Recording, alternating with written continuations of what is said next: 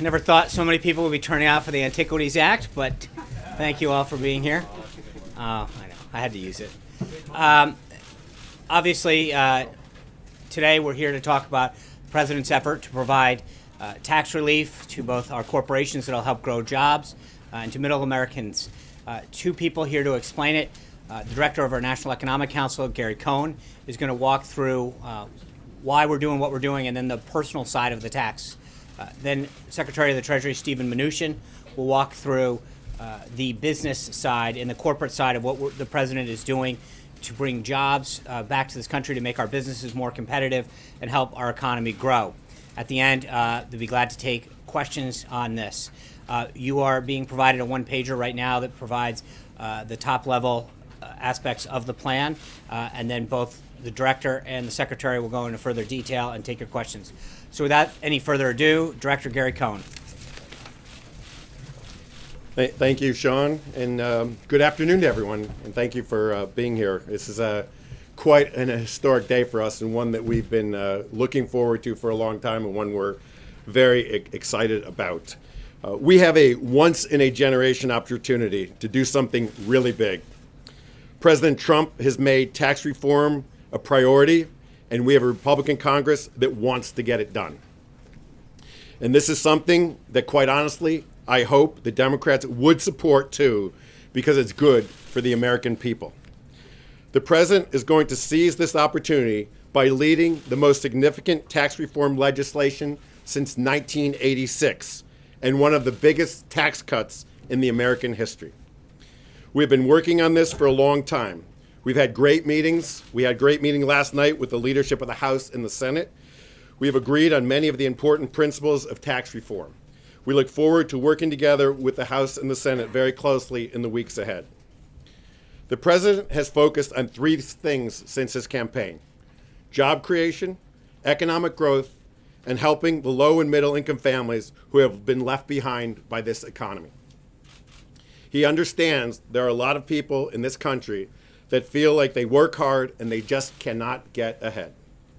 They are sick of turning their paychecks over to Washington and having no idea of how those dollars are spent. They are frustrated by a tax code that is so complicated they can't even do their own taxes. That's why tax reform is such a big priority to this president. He cares about making the economy work better for all American people. Here's a little history. When President Kennedy cut taxes in the early 1960s, the top rate on personal income was over 90%, and there was rampant tax avoidance. And then, 20 years later, President Reagan took rates down to 28% for individuals. Since then, rates have been creeping back up, and more loopholes and special interest tax breaks have made their way back into the tax code, disadvantaging average Americans.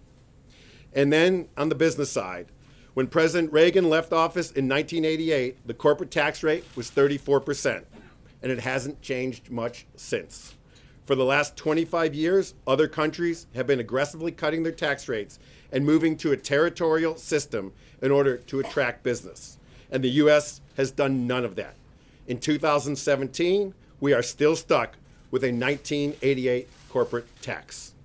That's why we are now one of the least competitive countries in the developed world when it comes to corporate tax. So tax reform is long overdue. We are going to cut taxes for businesses to make them competitive, and we're going to cut taxes for the American people, especially low and middle income families.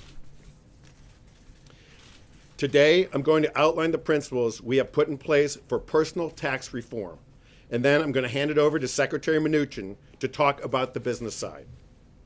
First, here are a few statistics for you on the individual side. In 1935, we had a one-page tax form consisting of 34 lines with 2 pages of instructions.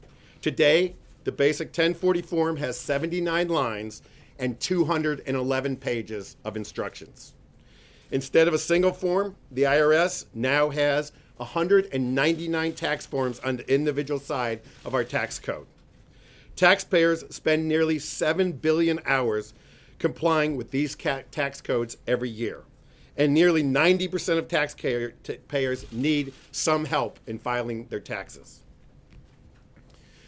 We are going to cut taxes and simplify the tax code by taking the current 7 tax brackets we have today and reducing them to only 3 brackets: a 10% bracket, a 25% bracket, and a 35% bracket. We're going to double the standard deduction so that a married couple won't pay any taxes on the first $24,000 of income they earn. So in essence, we are creating a zero tax rate. Yes, a zero tax rate for the first $24,000 that a couple earns.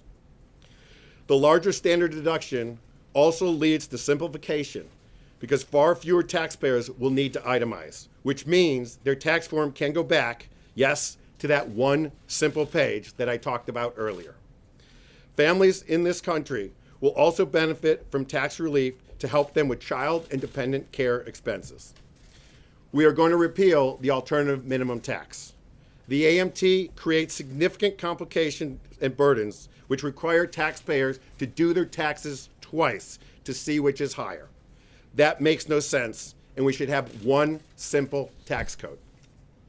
As we all know, job creation and economic growth is the top priority of the administration. Nothing drives economic growth like capital investment. Therefore, we are going to return the top capital gains tax rate and dividend rate to 20%, repealing the harmful 3.8% Obamacare tax on dividends and capital gains. That tax has been a direct hit on investment income and small business owners. We're going to repeal the death tax. The threat of being hit by the death tax leads small business owners and farmers in this country to waste countless hours and resources on complicated estate planning to make sure their children aren't hit with a huge tax when they die. No one wants to see their children have to sell the family business to pay an unfair tax. We are going to eliminate most of the tax breaks that are mainly benefits to high-income individuals. Home ownership, charitable giving, and retirement savings will be protected, but other tax benefits will be eliminated. This isn't going to be easy. Doing big things never is. We will be attacked from the left and we'll be attacked from the right, but one thing is certain. I would never, ever bet against this president. He will get this done for the American people.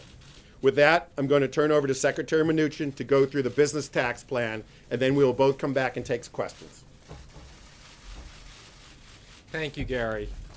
So as Gary said, we've been working on this plan for a very considerable period of time. And our objective is to make U.S. businesses the most competitive in the world. Right now, we have a 35% corporate rate on worldwide income and deferral. It is perhaps the most complicated and uncompetitive business rate in the world. Not a surprise that companies leave trillions of dollars offshore. Under the Trump plan, we will have a massive tax cut for businesses and massive tax reform and simplification. As the president said during the campaign, we will lower the business rate to 15%. We will make it a territorial system. We will have a one-time tax on overseas profits, which will bring back trillions of dollars that are offshore to be invested here in the United States to purchase capital and to create jobs. The president is determined to unleash economic growth for businesses. This is not just about large corporations. Small and medium-sized businesses will be eligible for the business rate as well.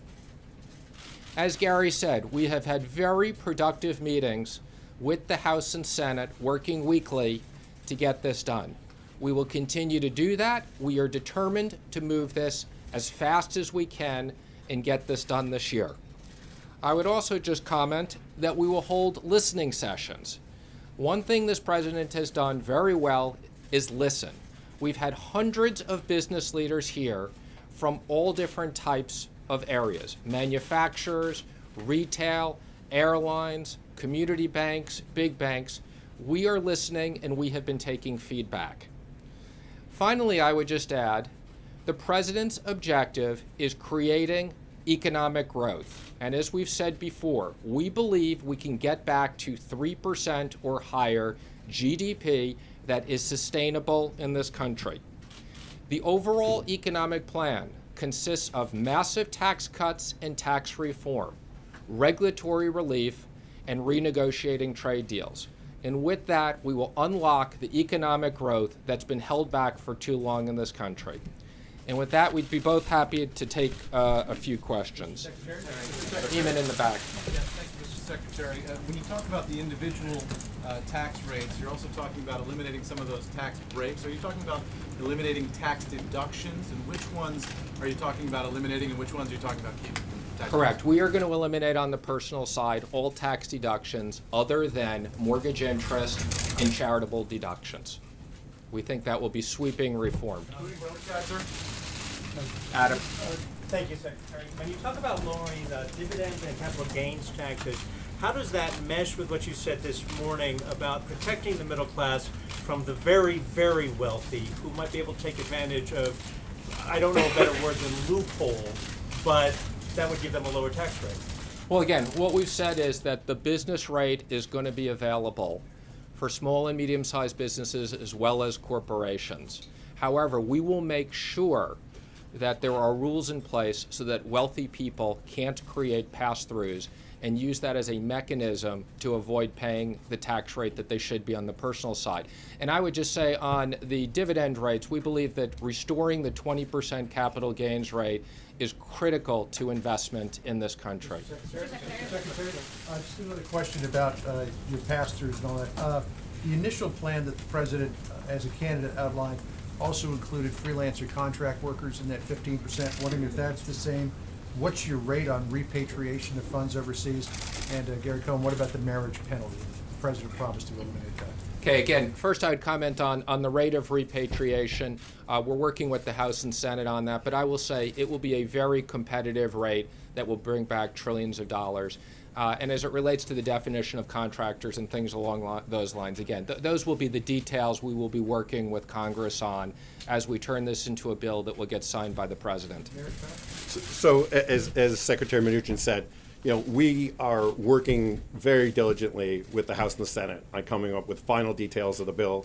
You're going into very micro details on some of these. Very important. We agree. Very important.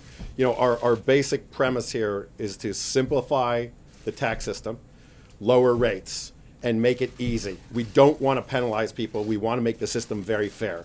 That is one of the things on our list that we're going to work on, just as Secretary Mnuchin said. We will get back to you with definitive answers on all these details. So on the 10, 25, and 35% rates, do you have income brackets established that you're going to propose to Congress on that? As again, we are in constant dialogue with the House and the Senate. As Secretary said, we're holding a bunch of listening groups right now. We have outlines. We have a broad brush view of where they're going to be. We're running an enormous amount of data on the proposals right now. We will be back to you with very firm details. We're very confident to where they're going to be. We just wanted to get out and give you a broad brush overview where we are. The president very much believes in taking input, as the secretary said. Over the next month, we've got a lot of different discussions going with a lot of different groups that are interested. You said deductions. Does that also mean state and local income taxes being eliminated? That deduction being eliminated, and how Yes. about health care? Yes. And how about health care? Thank you. Yes. Mr. Secretary, thank you. And Mr. Cohn, either one of you. So when you talk about repealing the 3.8% Obamacare tax that hits small business and investment income, is this your first attempt, official first attempt, I guess, with this, to start pulling back on Obamacare? And also, what do you say to your fellow Republicans who say that this tax reform package is more about corporations versus cutting the deficit? Look, this tax reform package is about growing the economy, creating jobs. It's about the economy. As I started, President Trump comes in every day and talks to the two of us about economic growth, economic prosperity, and jobs, and what are we doing to stimulate economic growth. That's how we're looking at this plan.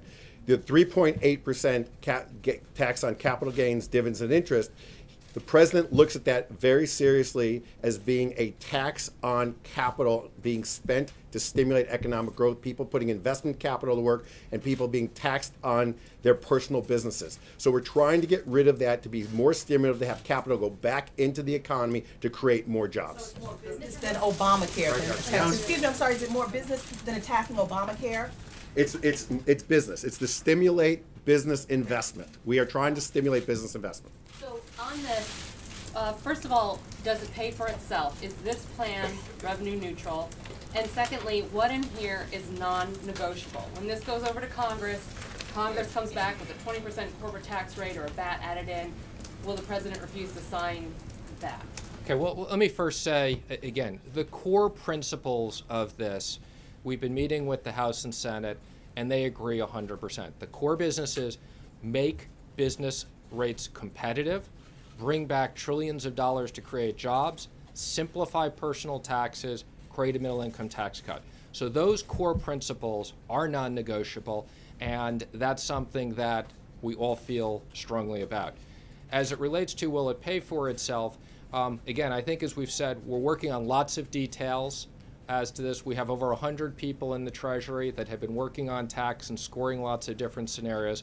This will pay for itself with growth and with reduction of different deductions and closing loopholes. Mr. Secretary, if it turns out that the congressional estimates when this has been scored, if it turns out that this actually won't be paid for by growth, if it won't keep deficits in check, I mean, is the president comfortable with that? Will he sign something? Well, let me just say again, when we look at the deficit, and the deficit has gone from $10 to $20 trillion in the last administration, that is a problem, and the president is concerned about that. This plan is going to lower the debt to GDP. The economic plan under Trump will grow the economy and will create massive amounts of revenues, trillions of dollars in additional revenues. Let's go in the back. If you don't replace some of the revenue with a border adjustment tax, how will you make up for the deficit caused by the reduction in the corporate tax rate? Okay, well, again, today we're putting out the core principles, which include rates, because we think that's a very important part of the plan. We will be working very closely, as I said, with the House and the Senate to turn this into a bill that can be passed and the president can sign. And there's lots and lots of details that will going into how that will pay for itself. Yes. The territorial tax system, is that a border adjustment tax? Is it tariffs? What is it? No, a territorial tax system means that U.S. companies will pay income on income related to the U.S. So it's territorial. U.S. companies will not be subject to worldwide income, which has made them uncompetitive. Is there a reason to be concerned that perhaps the Republicans might not go along with this, just like they didn't fully go along with the Obamacare replacement? Again, I think that there's a lot of desire from everybody to pass tax reform. As Gary said, we are at a historic moment, and Republicans and Democrats want to create jobs and want to help the American people. And as I said, the core principles of this we have agreement on, and we will work forward on the details. Let's go in the back. Thank you, Mr. Secretary. Quick question.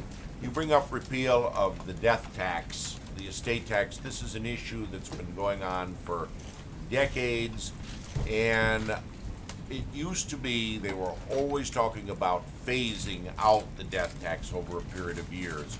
Groups such as Jim Martin's 60 Plus Seniors Association said they wouldn't accept it and want an immediate killing of the death tax. Is that what this is going to be, or is it going to be a phase-out measure again? Right now, our initial proposal is to immediately phase out, when this proposal becomes effective, to phase out the death tax immediately. When you say phase immediately? With the implementation of the new tax, the death tax would disappear. Secretary, two questions. One, this is obviously a statement of core principles.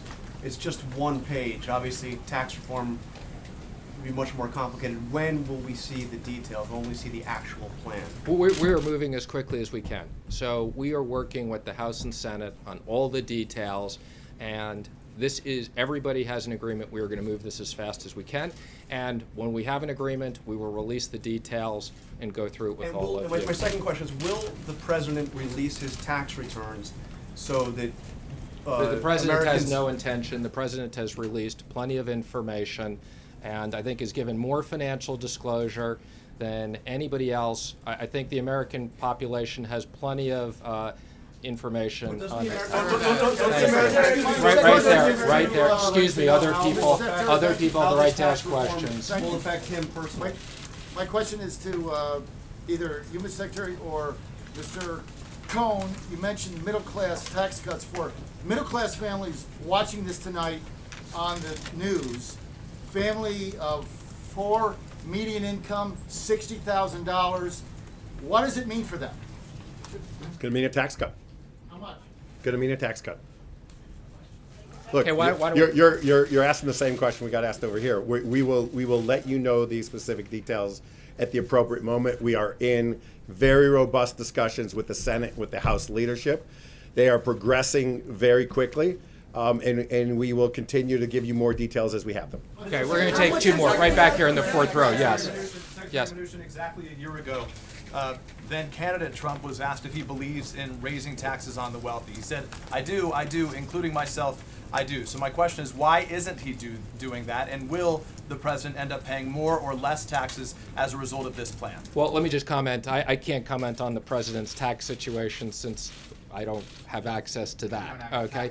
But I would comment that our objective, okay, is the reduction in taxes will be offset by significant reduction of deductions and other items so that the effective tax rate, okay, is what we're focused on. Why don't we take one more question right here? Thank you. You may not have Yes. seen the president's tax returns, but according to our estimations by his 2005 returns that are out there, getting rid of the alternative minimum tax would save him 5.3. He would only have paid 5.3 million in federal income taxes.